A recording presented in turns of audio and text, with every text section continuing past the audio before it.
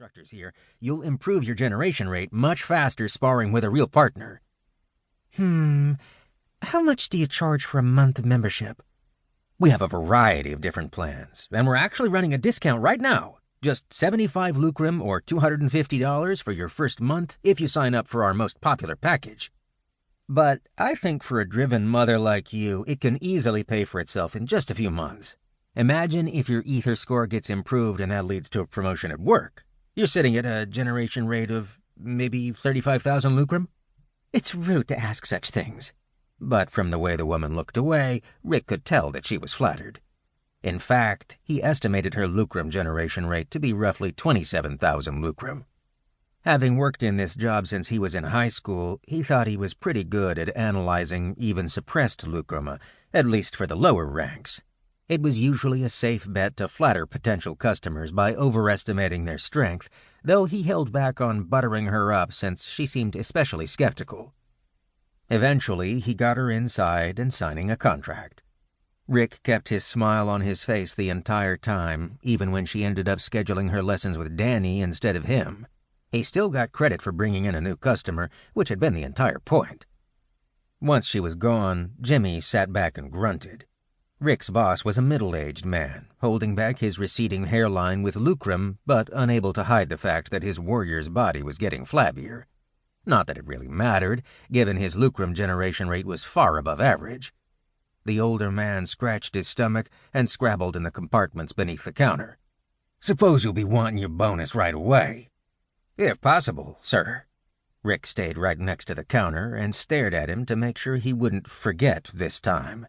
Eventually, Jimmy straightened up and slapped some worn bills and a grimy marble down on the counter. "You're not bad at bringing them in, Rick, I'll give you that." Jimmy stared at him a bit, then shook his head. "But you need to keep better clients. No more pissing off the whales." "I'll keep that in mind, sir." But Rick was barely listening, instead focused on picking up his bonus. He jammed the bills into one pocket, not bothering to count them.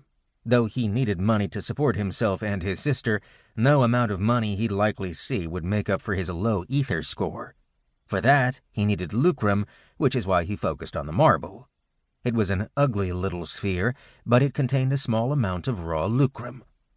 Rick gripped the marble in his palm and breathed in, drawing the power into himself.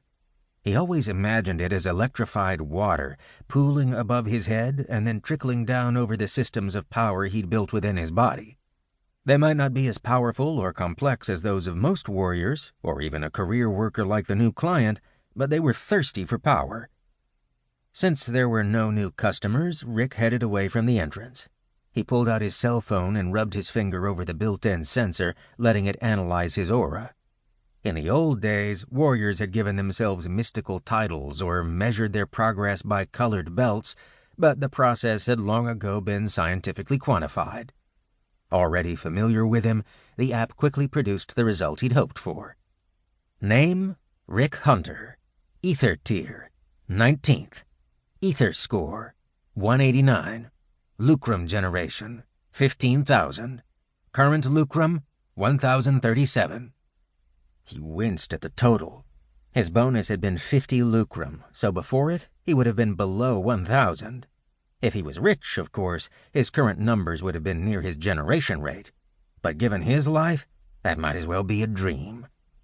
Though he hadn't expected his ether score to change, since the ratings agencies reacted slowly, he was disappointed that his generation rate hadn't received a boost at all.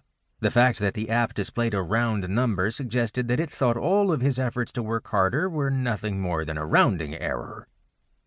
Taking a deep breath, Rick tried not to feel sorry for himself. What mattered was that he kept moving forward.